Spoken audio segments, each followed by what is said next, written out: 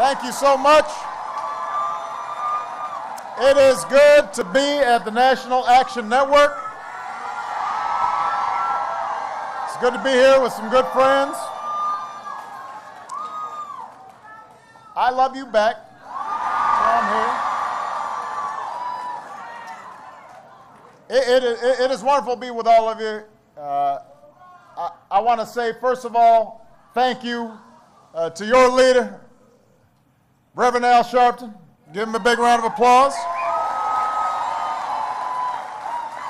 And I appreciate the idea of being an action president, although I do also have style. I just want to point that out. I know it's not about it, but I do have it. Al's not the only guy with style. We've got Barbara Arnwine here today, and we want to thank her. Cleola Brown, thank you. Melanie Campbell, thank you. Mark Morial, thank you.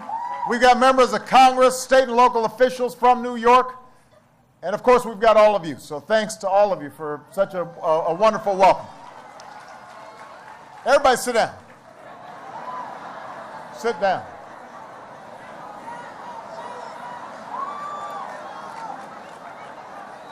Al doesn't know how to get back to his seat. Somebody help out the leader here. But don't make him jump over it. Okay, they're going to explain it. There we go. All right, you're going to be all right. Now, the last time I was here was 3 years ago, and a few things have changed since then. I am here as a second-term president.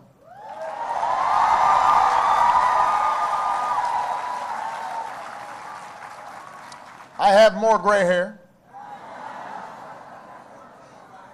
It's all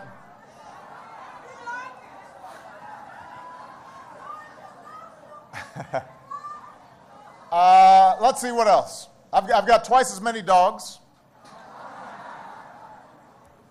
I'm glad I won't have to serve a third term because 3 dogs is too many.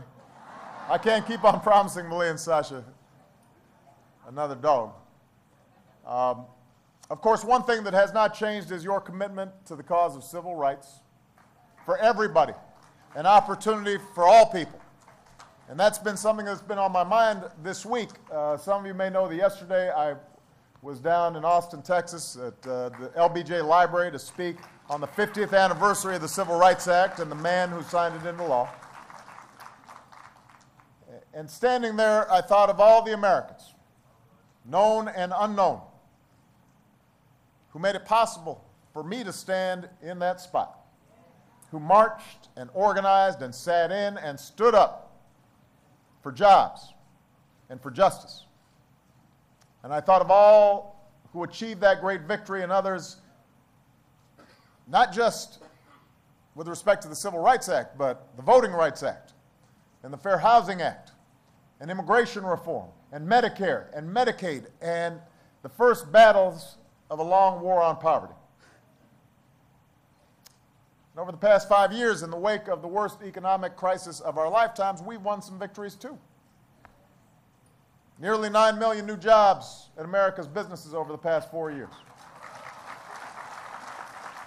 7.5 million Americans signing up to buy health care coverage under the Affordable Care Act. And millions more who've gained coverage through Medicaid and CHIP, and young people being able to stay on their parents' plans. The rate of uninsured Americans is down. High school dropout rates are down. Our high school graduation rate is the highest on record. More young people are earning college degrees than ever before. We've made progress and we've taken action. But we also know our work is unfinished. Too many Americans working harder than ever just to get by. Too many Americans who aren't working at all. So we know we have to do more to restore America's promise of opportunity for all people, particularly for communities hardest hit by the recession, particularly for those who struggled since long before the recession. Not only African Americans and Latinos, but Americans trapped across the country in pockets of poverty, inner city, suburban, rural. And we know what opportunity means. Opportunity means more good jobs that pay good wages. Opportunity means training folks for those jobs. Opportunity means changing the odds for all of our children through pre-K, something Mayor de Blasio's fighting for here in New York City. And opportunity means affordable higher education for all who are willing to work for it. Opportunity means answering the call to be my brother's keeper and helping more boys and young men of color stay on track and reach their full potential. Before I came out, I was in a photo line, saw my good friend Freddie Haynes, a great pastor from the great state of Texas, and he told me this summer they're going to hire 100 young men, pay them $10.10 an hour, maybe $10.50, as a consequence of this call. And the point is that my brother's keeper, that's not just something I do, that's not just something the government does, that's something everybody can participate in. Because we know these young men need support. Opportunity means making the minimum wage a wage you can live on. It means equal pay for equal work. It means overtime pay for workers who've earned it. It means continuing to extend the right of quality, affordable health care for every American in every state, because we've got some states that aren't doing the right thing. We have states who, just out of political spite, are leaving millions of people uninsured that could be getting health insurance right now. No good reason for it. If you ask them what's the explanation, they can't really tell you. And by the way, making sure our citizens have the opportunity to lead healthy lives also means dealing with things like the dangerous carbon pollution that's disproportionately affecting low-income communities. It means making sure that our young people are eating right, so listen to Michelle. I'm just saying.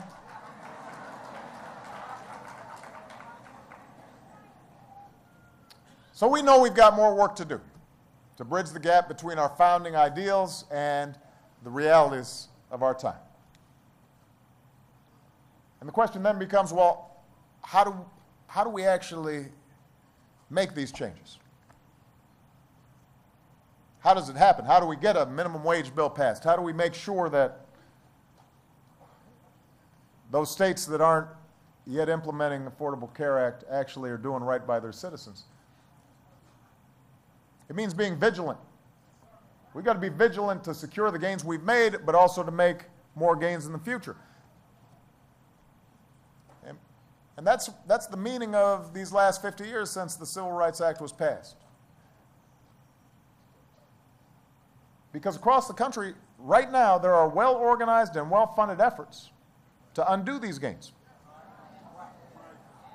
And one of those gains is under particular assault right now, and that's what I want to spend the rest of my time here talking about.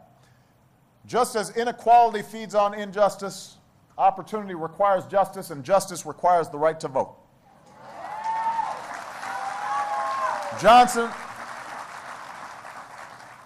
President Johnson, right after he signed the Civil Rights Act into law, told his advisors, some of whom were telling him, well, all right, just wait. You've done a big thing now. Let's let the dust settle. Don't stir folks up. He said, no, I can't wait.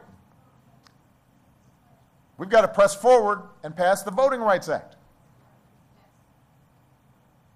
Johnson said, about this there can be and should be no argument. Every American citizen must have an equal right to vote. Voting is a time when we all have an equal say. Black or white, rich or poor, man or woman. Doesn't matter. In the eyes of the law and in the eyes of our democracy, we're all supposed to have that equal right to cast our ballot to help determine the direction of our society. The principle of one person, one vote is the single greatest tool we have to redress an unjust status quo. You would think there would not be an argument about this anymore. But the stark, simple truth is this: the right to vote is threatened today in a way that it has not been since the Voting Rights Act became law nearly 5 decades ago. Across the country, Republicans have led efforts to pass laws making it harder, not easier, for people to vote. In some places, women could be turned away from the polls just because they're registered under their maiden name, but their driver's license has their married name. Senior citizens who've been voting for decades may suddenly be told they can no longer vote until they can come up with the right ID. In other places, folks may learn that without a document like a passport or a birth certificate, they can't register. About 60% of Americans don't have a passport. Just because you don't have the money to travel abroad doesn't mean you shouldn't be able to vote here at home.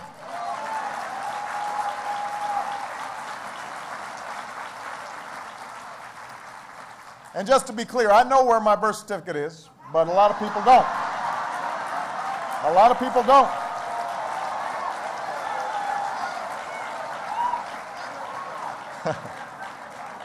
I think it's still up on a website somewhere.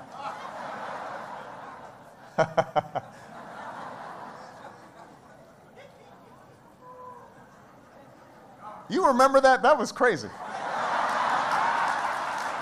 That was some crazy stuff.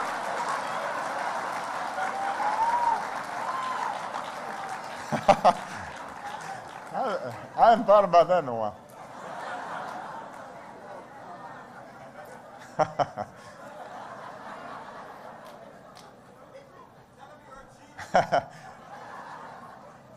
Now, I want to be clear. I am not against reasonable attempts to secure the ballot. We understand that there has to be rules in place. But I am against requiring an ID that millions of Americans don't have. That shouldn't suddenly prevent you from exercising your right to vote. The first words put to paper in our American story tell us that all of us are created equal. And we understand that it took a long time to make sure that those words meant something. But 50 years ago, we put laws in place because of enormous struggles to vindicate that idea, to make our democracy truly mean something. And that makes it wrong to pass laws that make it harder for any eligible citizen to vote, especially because every citizen doesn't just have the right to vote, they have a responsibility to vote.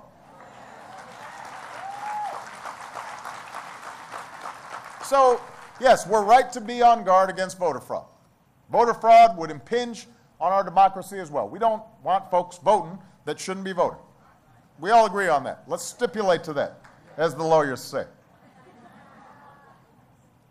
But there's a reason why those who argue that harsh restrictions on voting are somehow necessary to fight voter fraud are having such a hard time proving any real widespread voter fraud. So I just want to give you some statistics. One recent study found only 10 cases of alleged in-person voter impersonation in 12 years. 10 cases. Another analysis found that out of 197 million votes cast for federal elections between 2002 and 2005, only 40 voters out of 197 million were indicted for fraud. Now, for those of you who are math majors, as a percentage, that is 0.00002%.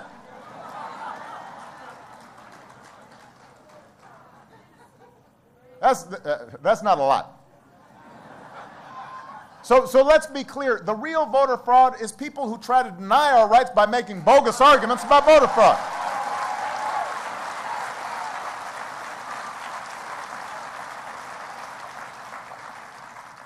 And I have to say, there have been some of these officials who've been passing these laws have been more blunt.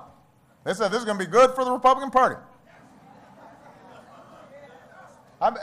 Some of them have not been shy about saying that they're doing this for partisan reasons. Now, it is wrong, President Johnson said, deadly wrong, to deny any of your fellow Americans the right to vote in this country. It is wrong to change our election rules just because of politics. It is wrong to make citizens wait for 5, 6, 7 hours just to vote. It is wrong to make a senior citizen who no longer has a driver's license jump through hoops and have to pay money just to exercise the rights she has cherished for a lifetime. America did not stand up and did not march and did not sacrifice to gain the right to vote for themselves and for others, only to see it denied to their kids and their grandchildren. We've got to pay attention to this.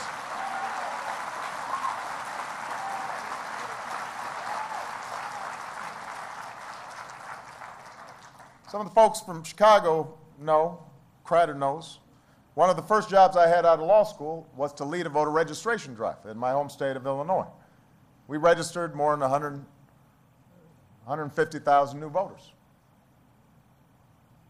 And as an organizer, I got to help other citizens exercise their most cherished and fundamental rights. That mattered to me. And as president, I'm not going to let attacks on these rights go unchallenged. We're not going to let voter suppression go unchallenged. So earlier this week, you heard from the Attorney General, and there's a reason the agency he runs is called the Department of Justice. They've taken on more than 100 voting rights cases since 2009. They've defended the rights of everybody from African Americans to Spanish speakers to soldiers serving overseas. Earlier this year, a bipartisan commission I appointed, chaired by my election lawyer and Mitt Romney's election lawyer, came up with a series of modern or common sense reforms to modernize voter registration and to curb the potential for fraud in a smart way and ensure that no one has to wait for more than half an hour to cast a ballot. States and local election boards should take up those recommendations.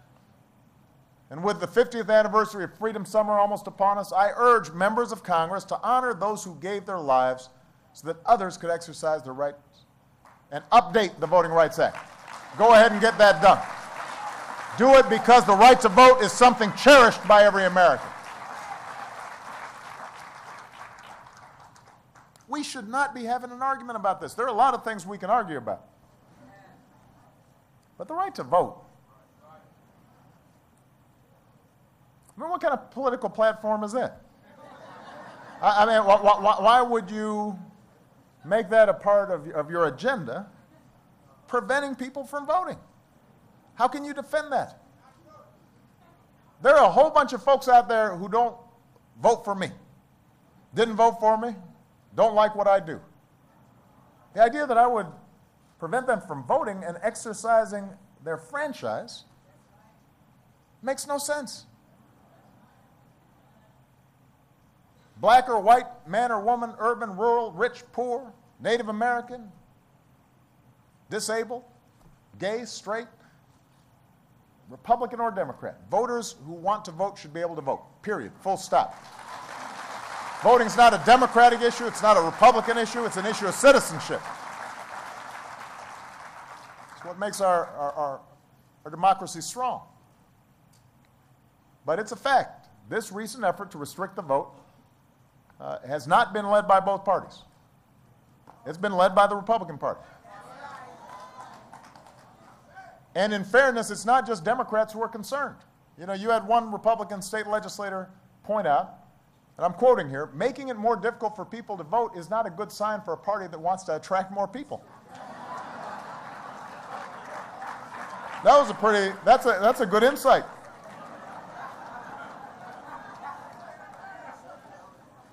Right?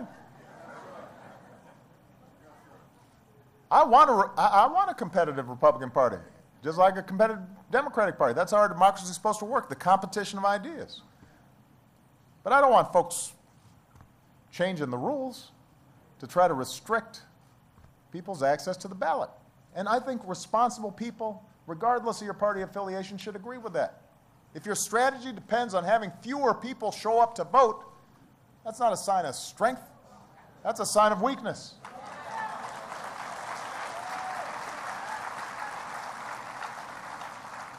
And not only is it ultimately bad politics, I believe ultimately it harms the entire country.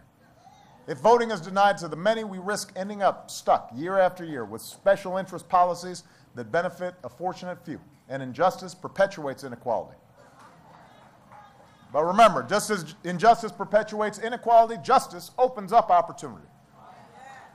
And as infuriating as efforts to roll back hard-earned rights can be, the trajectory of our history has to give us hope.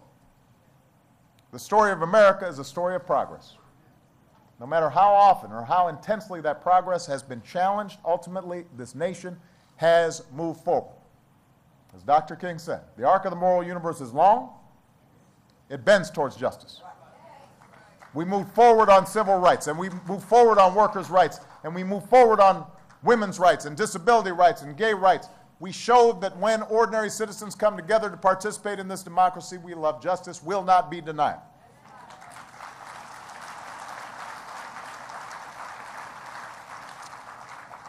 So the single most important thing we can do to protect our right to vote is to vote. I'm going to make one last point here. We're going to have an attorney general that looks at all the laws that are being passed. We're going to have civic organizations that are making sure that state laws and local laws are doing what they're supposed to do. We will fight back whenever we see unfairly the franchise being challenged. But the truth is that for all these laws that are being put in place, the biggest problem we have is people giving up their own power, voluntarily not participating. The number of people who voluntarily don't vote, who are eligible to vote, dwarfs whatever these laws are put in place might do in terms of diminishing the voting rolls. So we can't treat these new barriers as an excuse not to participate. We can't use cynicism as an excuse not to participate. Sometimes I hear people saying, well, we haven't gotten everything we needed. You know, we still have poverty. We still have problems. Of course, these things didn't happen overnight. When I was down in Texas, everybody's celebrating the day that the civil rights law was finally passed. Remember, there were decades in which people sacrificed and worked hard. Change doesn't happen overnight, but it happens as long as we don't purposely give our power away. Every obstacle put in our path should remind us of the power we hold in our hands each time we pull that lever or fill in that oval or touch that screen. We just have to harness that power. We've got to create a national network committed to taking action. We can call it the National Action Network. So I want you to go out there and redouble your efforts. Register more voters. Help more folks to get their rights. Get those souls to the polls. If they don't let you do it on Sunday, then do it on Tuesday instead.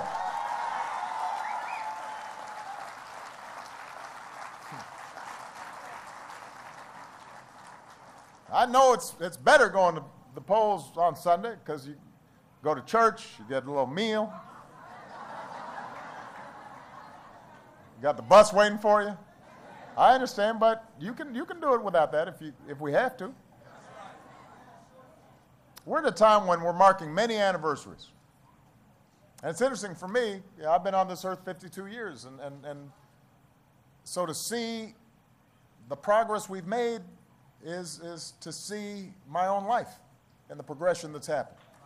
You think about Brown versus Board of Education and the Civil Rights Act and the Voting Rights Act and Freedom Summer. And with those anniversaries, we have new reason to remember those who made it possible for us to be here. Like the 3 civil rights workers in Mississippi, 2 white, 1 black, who were murdered 50 years ago as they tried to help their fellow citizens register to vote. James Chaney and Andrew Goodman and Michael Schwerner believed so strongly that change was possible, they were willing to lay down their lives for it. The least you can do is take them up on the gift that they have given you. Go out there and vote. You can make a change. You do have the power. I've run my last election, but I need you to make sure that the changes that we started continue for decades to come. Thank you. God bless you. God bless America.